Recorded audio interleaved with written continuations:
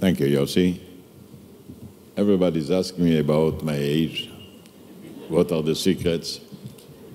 I have a simple answer. Everybody can be as young as his dreams.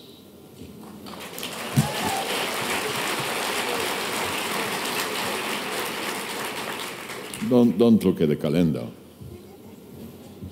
Look at the future. I heard this quartet here. I want to say how I look at it. For me, it's not technology. For me, those gentlemen, John and the other three gentlemen, they represent the greatest revolution in human annals. Unbelievable. I look upon it differently. And I shall start maybe with two examples, and then I shall explain why. I shall start with Africa, Stefan. You know, Morocco was a very poor country. Then they introduced in Morocco the cellular phone. It revolutionized Morocco.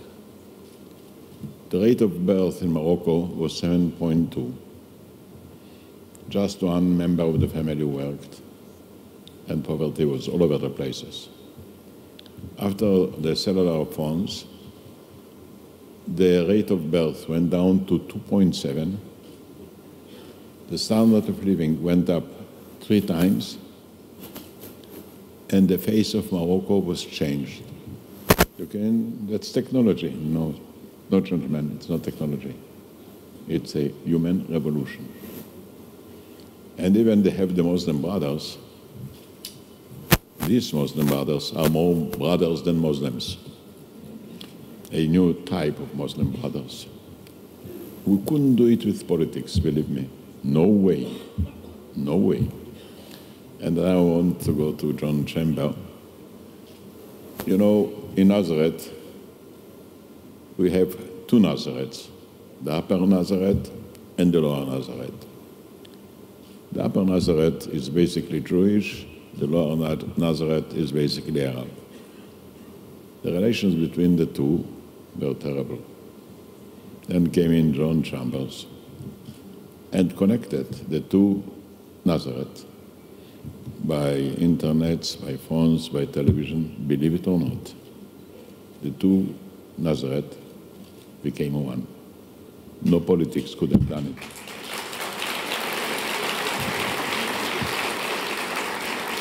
Now, why do I want to reveal a secret, and maybe I'm wrong, maybe I'm right, but that's the way I think. You know, all these persons and leaders of the companies, by the way, I prefer to call you not societies, not companies, but societies. It's a pleasure to be in your company because you serve the society. You introduce the greatest human revolution that I can think of. Because what happened, science brought globality. Globality doesn't have borders, doesn't have limitations, doesn't have governments. There is no global government. It weakened very much the past structure of governments. Because every government is affected by globality, and no government can affect globality. And they don't know what to do. Who is going to govern? The present government became weak. The new economy became strong, but ungovernable. And then what happened is a parallel strength. I wouldn't call it government. I would prefer to call it not companies and not societies, but enablers. The non-governmental global companies. Supposedly they're businessmen. We speak about figures, about money, about balances. It's not the true story. They are the most sensitive group of people about the humankind. I shall give very simple examples. You know, since you have global companies, you cannot have racism. It put an end. A global company is totally against racism. You cannot be global and racist. Finished. Nobody in the world could have done it but those gentlemen. You know what? People don't want to be governed at all. Because they say to the governments and they say to the leaders, you say you're so strong and so you're wise and powerful. And then the people tell me, you are really so wise and so powerful? Can you bring an end to the economic crisis? Can you stop terrorism? If you cannot, why do you think you're so wise? Why do you want to govern us? And then those companies came in and says, we are not governing. We are serving. It so happened today that we have two ways of remaining alive together. One, the old way of governments, and parallel to them, the companies. Governments have budgets, they don't have money. Companies have money, they don't have to go about every detail to the press and explain everything. And in a strange way, again, it's supposed to be business. If there is somebody in the world that wants to put an end to underdevelopment, are those gentlemen. Because they think, well, you're underdeveloped, we have a chance to develop you. And the story about Africa, the story about Nazareth is a revolution. Furthermore, they don't govern. Those companies don't have armies, they don't have police, they don't issue orders, they don't have discipline. But they are listening very carefully to what the people want, what do they need. I look at John Chambers, who is really more than a personal friend. John created a company which is not governing, or not governed, but a company which is basically an organization of goodwill inside the company and outside the company. His business is goodwill. Today it so happened that the heads of those companies are highly intelligent people. And if somebody thinks that their only interest is making money, it's not true. They know that they cannot run a company unless they spread around them goodwill. It's not enough to have a good product. You have to have good relations. And they say, why should we govern? They offer the people a new future, a new way of life. And when I talk with John Chambers or other heads of companies, what are the real subjects? Education, peace, human relations, expectancy of life, art. All this is being called business. It's not business. I think this system that nobody decided, this is the only revolution without declared revolutionaries. This is the only revolution without blood whatsoever. This is the only revolution without coercion. And this is the greatest revolution in history and the most successful one. You are really changing our life. You are enabling our children to dream, to think. Today, I believe a boy or a girl at the age of 13 or 14 are grown-up men, ready-made. They are better informed.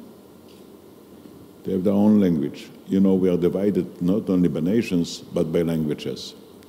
There was an attempt to have Esperanto, an international language. It failed. Now we have one, the digital language. Our children are speaking digitally, no matter where from they're coming. They do it sharp. And I think you offer us a tomorrow.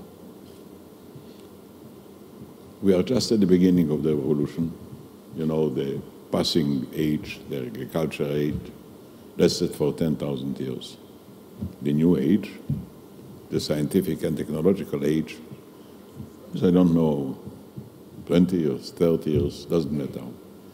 In the 20 or 30 years, humanity achieved more than in 10,000 years, even in the domain of agriculture. And they are revealing things, you know, when we were children, we admired telescopes. We would like to see the moon, the stars. Well, finally, technology enables us to go to the moon. It was a disappointment. What is there on the moon? Nothing. Those gentlemen said it's wrong to use a microscope, a telescope, better use a microscope.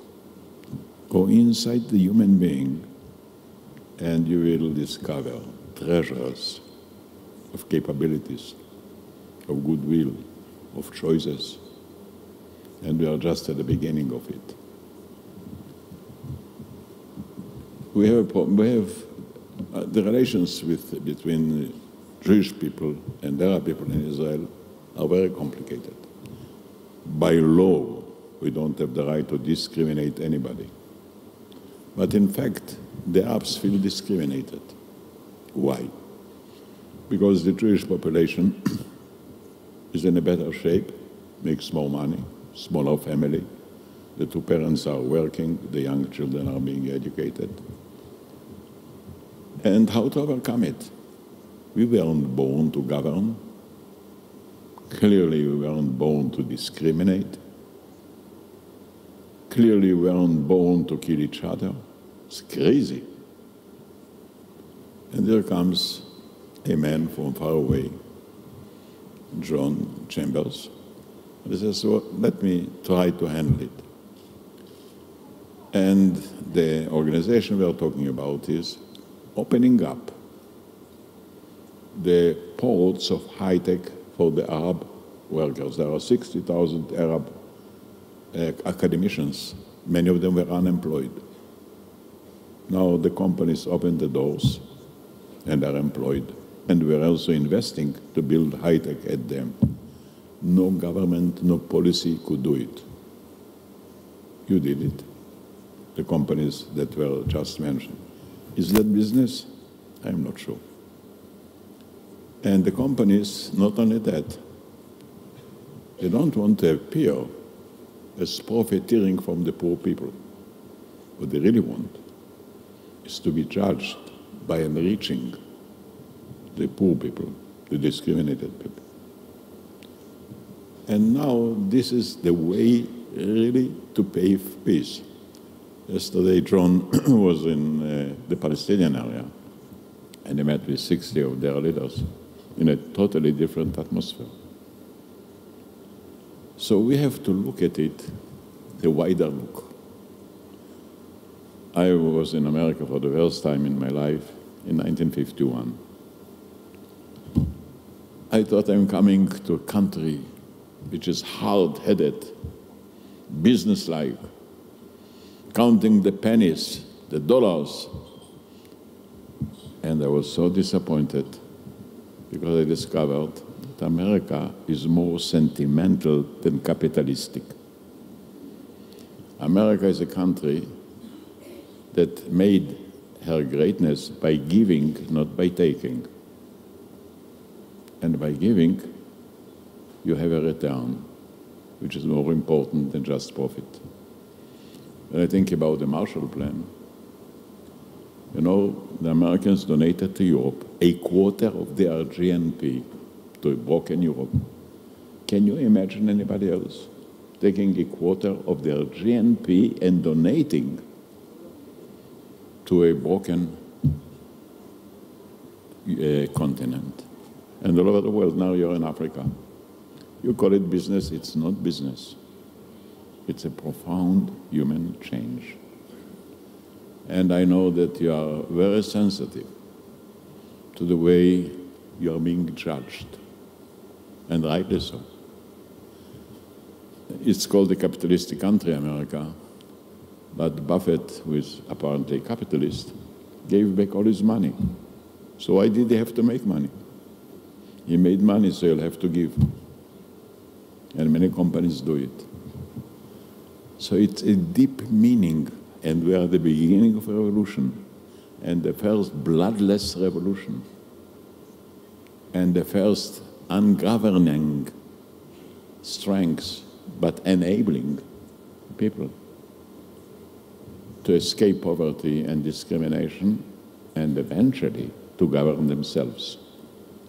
The minute we shall enter the brain, and we shall know what makes us happy or unhappy, I'm sure that every person will use his brain to choose the happiness, the positive part of life, the sunny part of life. I say it in a joke almost. When did civilization start? When the mirror arrived. Until then, people didn't comb their hair, didn't cut their nails. You have a mirror, everybody is washing himself every morning. Is there a dictator that forces us to wash? The minute we know that when we wash ourselves we become clean, everybody wants to be clean. The minute we shall know some of the secrets of the brains, and we shall be able to make a choice, I'm sure the world will be changed without blood. And the innovation and the imagination, it's an ongoing revolution, because what are those gentlemen and those companies do? Everything which exists is not good enough, is not great enough, is not generous enough, is not connecting enough, is not serving enough. And they are every time revolutioning, but without claiming that we are your bosses. Today a leader shouldn't stand on the top. A leader must go ahead. A leader shouldn't try to govern. A leader should help people to become the governors of themselves. So this is the philosophy as I see it. And you know what? It works. It's greater than the French Revolution. It's greater than the Russian Revolution. The Russian Revolution cost a lot of life. Millions of people were killed by the communists. Liberty was taken away from them. Russia was mobilized to submit to these Bolshevik or communist ideas. And finally, it's a failure. Did any of you kill anybody? Did anyone try to take away the liberty of somebody else?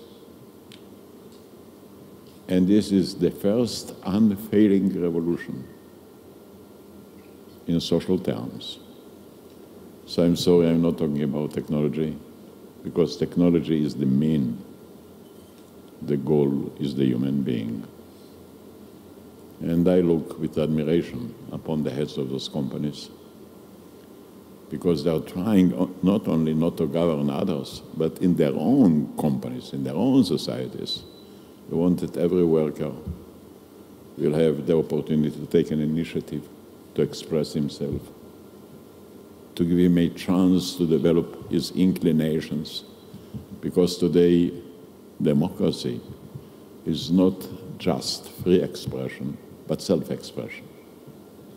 Free expression is a little bit theoretic. A man takes a microphone and goes around the world and speaks.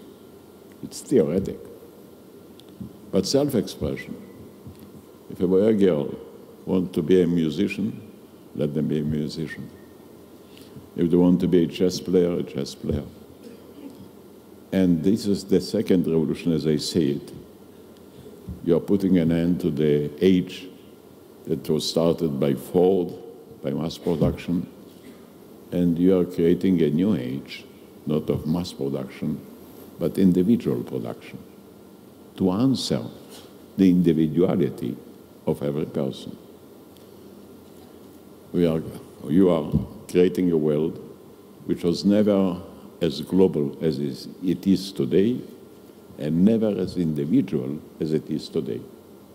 Economy is global, science is individual. And you are now creating a great reform. All this apparatus, the instruments, the developments are serving an unannounced philosophy. And with the idea, let facts speak on our behalf. And the facts are revolutionary.